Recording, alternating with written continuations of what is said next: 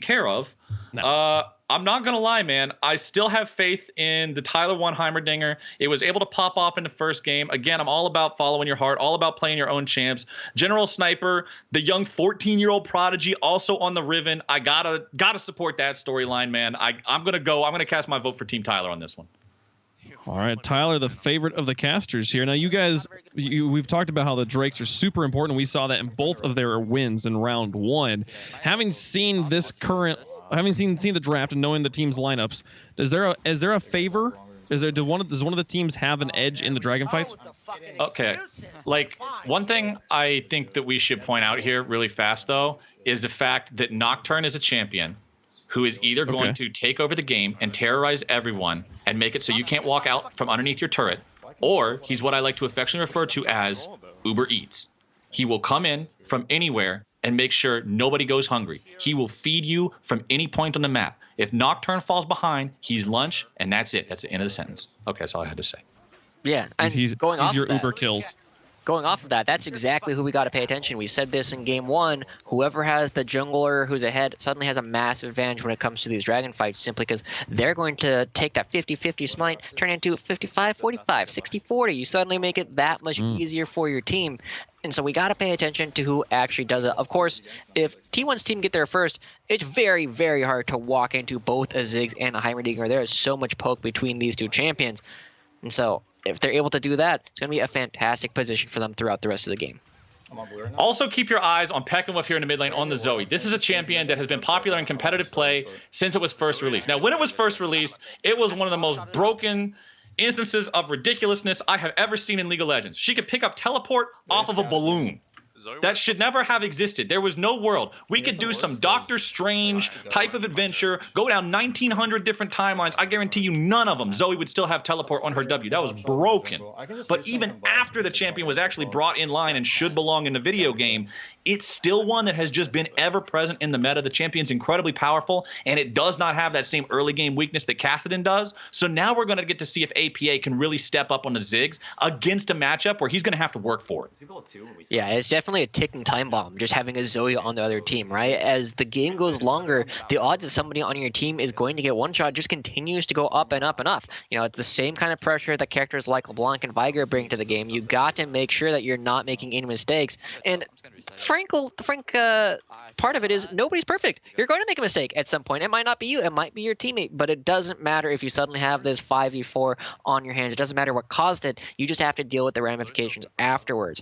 So right now, we're going to have to see who's able to find these early advantages, because if you're leading, Zoe's time to actually try and find these picks ends up decreasing, right? You got to count till it's 16. Sometimes you can't get there. Tarzan here in the bottom lane. Here we go. Flash for the pull coming out from the Blitzcrank. Duo King, you're going to land these. There you go. Flash used anyway, but they're able to take him down. Saber's not long for this world. First blood over to Team T1. Going to the man they're named after himself. You couldn't ask for a better place to put the money. Oh, that is the cardinal sin, Flowers. Flashing in a straight line and getting hit by the skill shot anyway. That's absolutely brutal, because you just give your opponent a free kill over off of that. And now we'll have to see whether or not Saber can actually really bring it back, because this is already a tough lane where Khan really struggles to try and go in against these champions. And when suddenly your AD carry doesn't even have the damage to contest any of this wave, to contest any of these 2v2 skirmishes, it doesn't get better from here. It's going to get a lot worse. I saw somebody in the Twitch chat ask, what is that Blitzcrank skin? It's some sort of Halloween Blitzcrank. He's like a he's like a cauldron with an arm for some reason. I don't know exactly what's in the cauldron, but if you're an Ashe that flashes in a straight line, it's death. Because that's the only thing waiting for you. Do not flash in a straight line away from a Blitzcrank, or you're going to get got every single time. Duo King showed him that. It's one of those harsh lessons that you got to learn the bad way. And now it's just free money for TYLER1. Honestly, though, he doesn't have a farm advantage. So that's one of the things that you can take as a silver lining here on the dark cloud of the Blitzcrank hook in the bottom lane for the other team is, yeah, Ashe might have died, might have not been able to use the flash the way she wanted, but at least the farm is still going okay. Yeah, and normally, like, Saber, I've talked about this with you previously, Caleb. Saber is one of the smartest AD carries I have ever seen. Just the way he talks about the game, the way he thinks about the game, gives him so many small opportunities where if he's able to go into these fights knowing exactly what's going to happen, he can react incredibly quickly. But if you put him in some of these situations where he has to scramble for his mechanics, they become a lot tougher, and now they're starting up the first dragon. First Dragon. Remember, this is one of the things that we were applauding Team Tyler for in their first game, is the fact that they were able to control all the lanes. They were able to take that Dragon Soul so efficiently, but Team Box was also doing the same. Let's see who's going to triumph here in this one. The ulti's coming through, the damage going down, the Blitz crank out of the picture, but now it's still not over just yet. Dragon is still very low, still looking to take that one down, going over to the view of Duo King now. Box trying to get himself away as Tyler fires off the rockets. The man's got the entire arsenal. But it doesn't look like it's going to turn into a whole lot for him here. It looks like Team TYLER1 may have gotten the Drake. I don't know. We were switching the camera all over the place. We'll have to reconfirm here in just a moment once I can make sure about that. There you go. Enemy team has got the Ocean Drake. That's what we're seeing from the side of the Box boys here. And that means Team Tyler not only got the first blood, they got the first Drake of the game. However, they did have to sacrifice one player for it, but that's a trade you'll always take. Yeah, absolutely. Giving over a Blitzcrank, his relevancy doesn't really come from the items that he brings. It comes from his hook. It doesn't matter how much gold this guy has. In fact, he's basically as strong at level 1 as he's going to be at the end of the game. He provides the same kind of utility for your team. And stalling out so long, allowing everybody to come down, is exactly what they needed to do. They didn't have people in the map in the right spot at the right time. They don't have the level 6 Nocturne who can just run around and be anywhere they like whenever they want to. But they were able to buy the time in order to get everybody down. The teleports come through, APA throws down a bomb, and as the game kind of slows down just a little bit, we got to start paying attention as these people start getting to level 6, because we did just say Nocturne can start being almost anywhere he wants, and it looks like he wants to be bottom lane. Remember that Nocturne ulti at the first rank is not an incredibly long range. You're not going to be flying in from an entire lane away, so the options will be a little bit more limited. It feels more like a Zac E at the first rank, but it needs to be effective. That's the big thing. If Nocturne uses his first ulti and doesn't get anything out of it, the Nocturne he feels awful. He just goes back to the jungle and farms up while sad for the next 2 minutes. They need to make some blood happen here in his bottom lane. They're going to wait until the wave pushes up. This needs to be a clean execution. If they flub this, it is very easy for them to be killed here by a proper CC chain coming out from Zoe. Saber does not have the ulti here ready to go just yet, but now the damage is coming through. Now Tarzan looking to grab the kill here. He's able to find it onto the AD carry. Joey still keeping himself alive. Tarzan walking away. Final turret shot will not be able to take him down. Tyler's firing off the rockets. Needs a little bit more ammo. Tyler with the flash away, staying alive. Tarzan trying to escape the bug. King Nidhogg does not have what he needs to have. Now he's jumped in. Now he's going to get himself killed. Splatter him under the boot. The bug's out of there. And that's another kill to Team T1. Oh, no. Peckinwolf is coming in. Peckinwolf is going to grab himself a kill onto the enemy Nocturne. Looking to clean up even more here. TYLER1 trying to get himself away. The paddle star comes through, but it will not be a paddling here today. Wow, great awareness from Tarzan to turn it around, recognize that Kha'Zix didn't have anything left in the tank, had no way to escape, and not going to have the same kind of threatening presence when you don't have that isolation. But on the other side of the map, things starting to go in favor of our favorite team here as General Sniper finds the 1v1 as the Riven into the Poppy. I'm just gonna die. Before she flashed with her own. Okay, that's really good. That's really good. No, that's hella good. I think I live. If you can run, it's really lit. Okay, that's so good. Holy shit. Good Nice shit, job. guys. Good job. We got all sums again. I can't believe we're kind of losing HP. It's fine. Wait, he's dead, no? What? Yeah, no, I know, but like Tarzan died, or I got really No, low. I didn't hit him. Fine, Okay. that's fine. Nice, really good. Good I'm gonna job. toss blue Look up. at all chat him! I mean, I got Riven, so like, Don't leave I don't Riven know up, what to do. bitch! Who the fuck I am? I'm gonna TP to this. Yo, this is really. This is what we were talking about, guys. We got to see if Box knows how to play against this champion, and apparently the expertise with the Riven is going to be overcoming one of its #1 counters. So big props to T1's side, making the plays where they need to happen, and already with the first dragon, well on their way to potentially snowballing this game through all the dragons. Now, chat, I just want to tell you guys, they're working on the spectator thing. Can't actually go to the spectator right now. Couple notes on that. One, this is a streamer event, so we're gonna watch some streamers sometimes, okay?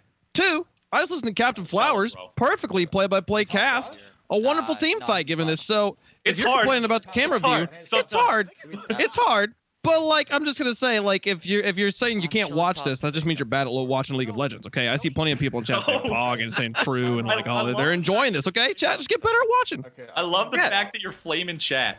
Like, that's the other thing, too. Whenever you have an event where you got Tyler and Mo and TF Blade, never mind, we got ourselves a fight breaking out here. Metaphor is responsible for taking down the Ocean Drake, but now the rest of Team Box needs to get the hell out of town because town is coming after them. The damage goes through, the Drowsy comes out, the damage going down, and there goes the Ornn. That one's out of the picture. Wait a second. Hold up. What's going on? That is not Metaphor, what are you doing? That is not what you need to see. Oof. Yeah, well, nice to see that they're doing a fantastic job the second time around as they are blowing through a very fellas, good that was a competition. different game. There was an Orin in that game. That's okay. I was not ready for that. I'm not gonna lie. I kept casting, but I You did a didn't good job. realize that was a different game. And all of a sudden, I was like, wait, we got an 11th guy in the game. It's an Orin. And then we hit tab, and there was a Lily. I was like, oh shit, there's 12 different people in the game. Hold on. I just need to apologize to chat. Sorry. Sometimes that's hard to watch. Okay, I got you. It's okay. We're back with Tyler. We'll just stay here for now. Okay. All right. Okay. We are professionals, My bad. ladies and gentlemen. Or at least we pretend to be. That was one of the greatest bamboozle moments I've ever had in my life in League of Legends. I've been casting Riven versus Poppy in the top lane, and all of a sudden, Orin's goofy ass walks up there with his hammer in his hand. He's trying to craft some items together. Bonk, bonk, bonk. I was like, where did he come from? I was so lost in the moment. That was fantastic. Oh my goodness gracious. All right. Now we're on to the actual next dragon fight in the game that we've been watching. Let's see how this one goes. All right. We got Tarzan farming this one up, but the enemy team is coming after him. Oh, everybody's showing up here. They're looking to take down the enemy jungler, prevent the possibility of a smite fight here, but now it's going to go down, and Tarzan's able to take the Drake. Tarzan lives through it. This ghost is 100% spooky, ladies and gentlemen. This is not Casper the Friendly Ghost. This dude is here to kick some ass. Team TYLER1. They take the Drake, they take 3, and they only pay their supporters the price. Yeah, but the dragon is going over to the other side. That's actually going to slow down this game quite a bit. The Dragon Soul, you need 3 more dragons at this point in order to pick that up, and having this extra time for both teams means that this gold that we just saw injected into Tarzan's side of the map is going to be that much more impactful. You're going to have opportunities to take things down, and APA has had so much free time in the mid lane. I wouldn't be surprised to see if it goes down relatively quick. Look at that. He's auto-attacking it down, very close to being in range of that satchel charge. 1 or 2 more auto-attacks is all it's going to take. I stand corrected. The Drake was stolen away in the cacophony that was that team fight. I stand corrected. Chat, a lot of the stuff you say is stupid all the time. But if you're saying that they stole the Drake, that's not stupid. And I commend you guys for saying something smart. Keep going. You're going to make it out of Silver 4 one day. I believe in each and every single one of you. But now we're going back to the top lane because right now the Poppy is trying to survive a very, very unfortunate situation right now where the Riven is solo killing and thrilling. The man is up 25 CS. And it is just a bad day here for Poppy. It is. It's a tough day to be Box right now. Going up against your favorite champ that you made a name for yourself for, now down pretty far as the rest of the map is starting to kind of crumble in the favor of T1 side as well. The only real shining star you got is Peckinwolf, who has all 3 of his team's kills. Right, he's going to have to be the one who starts making all these big plays. The Poppy, it's going to get really tanky as the game starts to go on, but he's a fair way away from that because there is plenty of magic damage coming from the other side. And the Bramble Vest, the Ninja Tabi, guys, that doesn't stop the magic damage. That's armor, not magic resist. All right, Box. Things were a little difficult up here, but you got to believe in the special Christmas skin Poppy. Normally people that play Christmas skins, not at Christmas, take their champion pretty seriously. And I think that's because they probably played the other skins so much that they have to get some more variety in their lives. That's the perception that I've had about everybody that plays Christmas skins in September. So I'm holding out hope here for Box to still have a presence in the team fights as we move forward. Remember, Riven's got 3 different dashes on 1 button that Poppy can block with a steadfast presence, in addition to having the extra dash on her shield. So 4 different opportunities for Poppy to block Riven's combo at some point and try to stop that. Of course, the Q3 being the one you really want to prioritize with the block there. We can see Tarzan now working on the Rift Herald. I got to applaud Tarzan's control of neutral objectives. Even though he wasn't able to secure the dragon in the second Drake attempt here, he's always the one going after these things first. Tarzan is heavily prioritizing these, clearly showing he's got the faith in his team to make sure they're controlling their lanes and enabling him to set this up for success. It's Ziggs and Nocturne both in the top lane here together, looking to maybe make a play happen on the Box. Fear coming through, Spell Shield goes down, won't be slammed up into the wall. Tarzan walks away. And Team TYLER1 once again making the moves. This is what we were saying. This is that clean map play that got them their first victory and is now pushing them over the edge right now in game 2. 9-3 in kills. Unfortunately, we don't get to see the gold on the map. They have the first dragon. They have a Nocturne who passed the test, right? He passed muster. He's strong enough to actually start looking for a lot of these dives. And as Riven comes out of the lane with a lot of power, we're going to start seeing these mid-game team fights look really good. But Box teleporting down bot lane. Let's see, bottom side. Oh, nice damage coming through. They made that one look easy, but it's not going to be over just about yet. General Sniper here into the middle of the fight, has to flash away, exhausted, nearly killed off, and that is not going to be a nearly any longer. The bug shows up to clean him up, but now where's the rest of the fight going to go? Tarzan grabbing a kill onto the Kazakhs, taking him out of the picture. We got ourselves a 1 for 2 here so far. Team Box, they're leading the way. They're looking to make it even more. They're able to find one. It's a 1 for 3, and Tarzan's in some trouble. He tries to finish Box off. It's a 1 for 1 trade on the back end of the fight, but now only APA is alive. The rest of Team Box running away. The TP coming in. They're going after Saber. Tyler trying to make some sort of a move here with the grenade. He throws it wide. He won't quite be able to find it until he gets to the men of Team TYLER1. They're showing up. They're making the plays. They're making the kills. They pick 2 up on the very back end of the fight, and they take what could have been a tragedy and make it all come out even.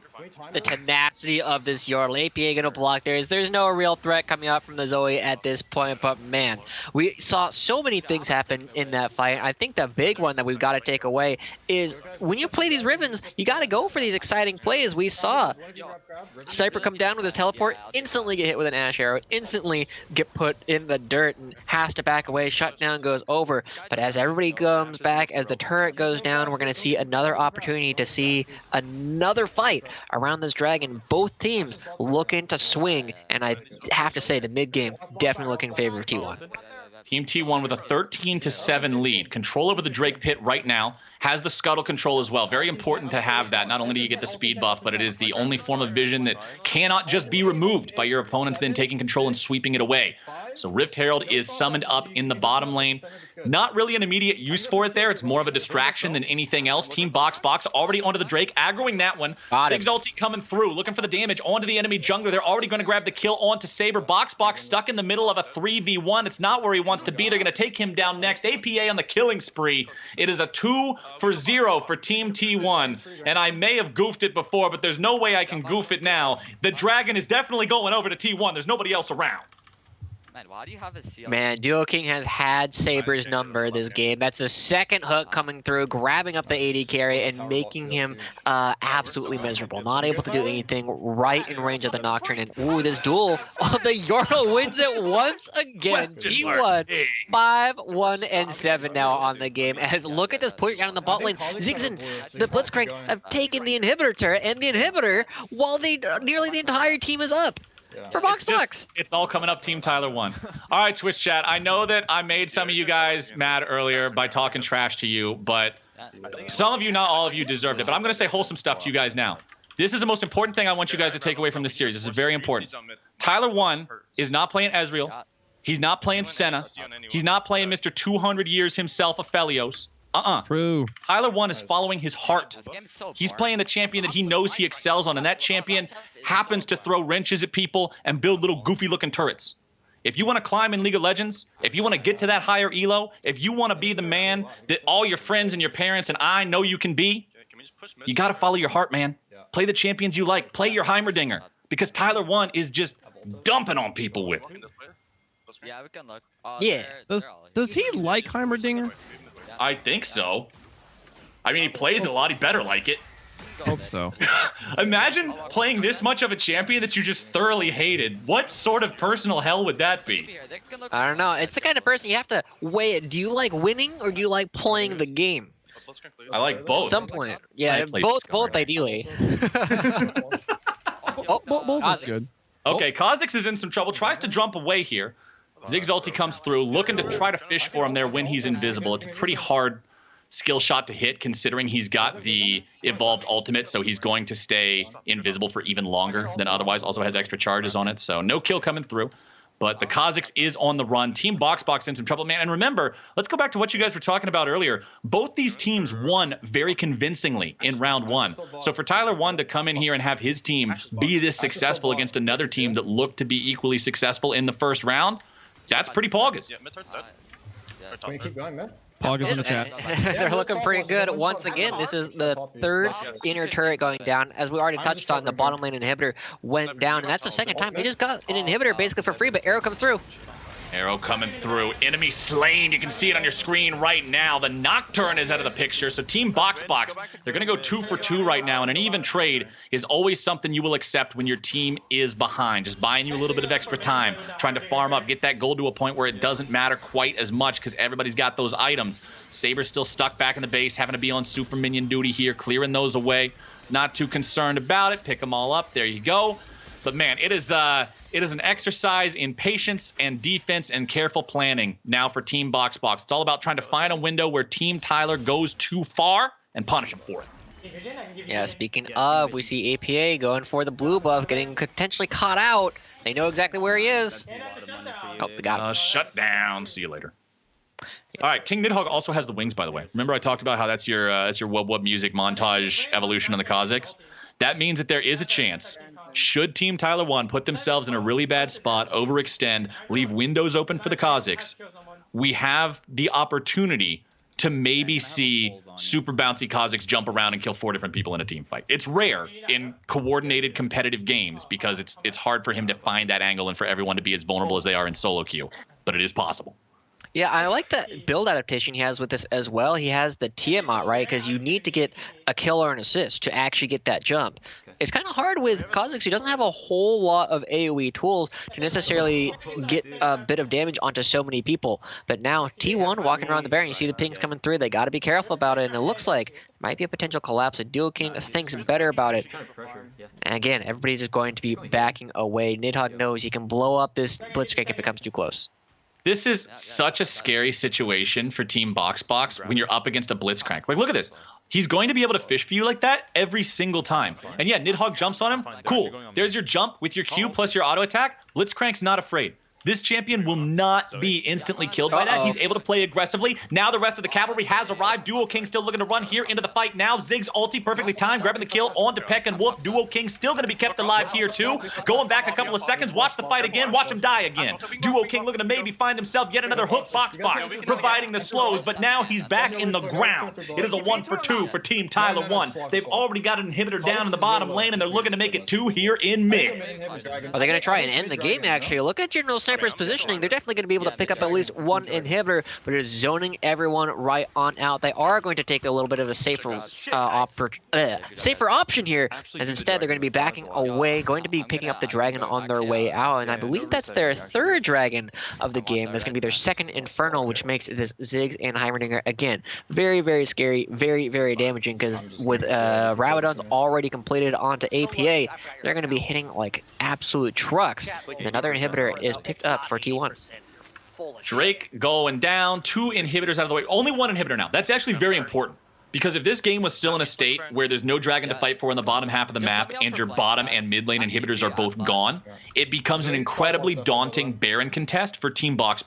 At least having that bottom lane inhibitor back for now will stabilize the map a little bit. It's much easier to just clear mid of super minions since so many people end up hovering around mid anyway. We all know the classic NA ram. But this is still a game where Baron is a very easy setup here for the side of Team T1, especially with that blitz pressure I was talking about earlier in the jungle. And Team Box will have to play this immaculately to be able to contest this, to be able to put themselves in a spot where they're not just picked off and killed and giving a free objective away. Yeah, and you see, I mean, they've done a good job getting a couple of these wards down.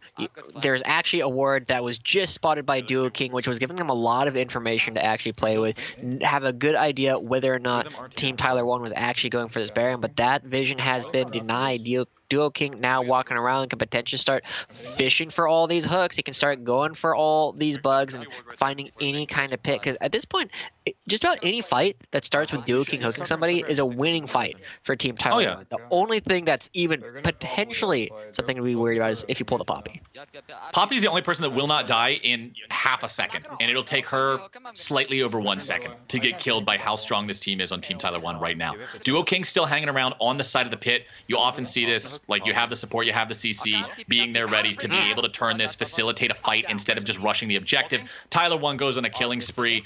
It's just business as usual at this point. They're trying to get the Rakan out, seeing if maybe we can use the quickness defensively, but Team T1 is able to find themselves their first kill there onto the enemy top laner, and with the Poppy out of the picture, now we're at that point, gentlemen, where there is no one who can face check. There is no one who can walk too close to the Blitzcrank, and that's free Baron for Team T1. So the question then becomes, where do you go from here for Team Boxplex? You try and contest, you try and throw your bodies. It's going to be really tough. It looks like that's what King Nidhogg's looking to do, but he's getting zoned away. I think he just might be squished by Duo King. Has to walk away with just a sliver of HP. But look, they're still on the Baron. They have the Heimerdinger. They aren't worried about it at all. And now, Riven goes in. Riven looking for the kill onto Saber, but the flash over the wall from the Ashe. Very nicely done there. General Sniper taken out. Duo King falls down as well. But TYLER1 is in the enemy base. He's set up the big old turret. He's going after the Nexus itself. Still has his flash ready to go. Might see him try to some sort of an outplay potential here. But Tyler's going to be in a 1 versus 5. Joey's running up. He'll be the first one on the scene. The rest of the team coming around from behind. Boxbox looking to take him down. Tyler already using the flash. Got the stopwatch ready to go. If maybe it might give him a chance to find some sort of an outplay here. Instead, it's only going to delay his death 2.5 seconds. See you later, Mr. T1. Still 8-3-8. But his screen's black and white for the next 45 seconds. Hey, Caleb. We still have a bunch of TPs on T1's side. We got a bunch of TPs. There's no Nexus turrets left. Oh, this might be easy, another right? opportunity for this back door that we've been looking for once again on Boxplex. It's going to feel bad if the exact same thing turns around. They got to make sure they sweep their base. They got to make sure there are no wards inside their walls as they start to move around, because this game became much more difficult. The inhibitors are going to be down. I think both of them are still going to be down by the time the Infernal Dragon Soul actually spawns for Team TYLER1. And even though these deaths come through, even though T1 kind of gifts over a kill in exchange for these Nexus turrets, they're all up in time for all these neutral objectives. They haven't really lost anything except a little bit of gold. This game is so scary now, man. This is dire straits for Team Boxbox. That Infernal Soul is going to mean nobody survives. Tarzan also, look at the build. Serrated Dirk plus the Edge of Night. Went ahead and stopped off for Guardian Angel here instead of stacking pure lethality. I like this. This is what I talked about with if Nocturne falls behind or if he's against the wrong kind of composition, he just turns into Uber Eats, making sure that everybody's getting fed 300 gold every time his ult's off cooldown. APA might be in some trouble here. Slammed up into the wall. Nice engage coming out from Team Boxbox. Finding the chance to make the pick there, slowing down the T1 War Machine here a little bit, but the Baroned up minion wave is still in the bottom lane. Tarzan is on to the Nexus. He's got the Dustbringer down. Auto attacks being applied here. Guardian Angel will bring him back. They're going to need more than just Peckinwolf to take him out before the Nexus falls. Tarzan goes for the Paranoia. Tarzan's going in. Tarzan onto the Nexus. Tarzan padding the stats before the game ends, and that is GG. Team T1 coming up big.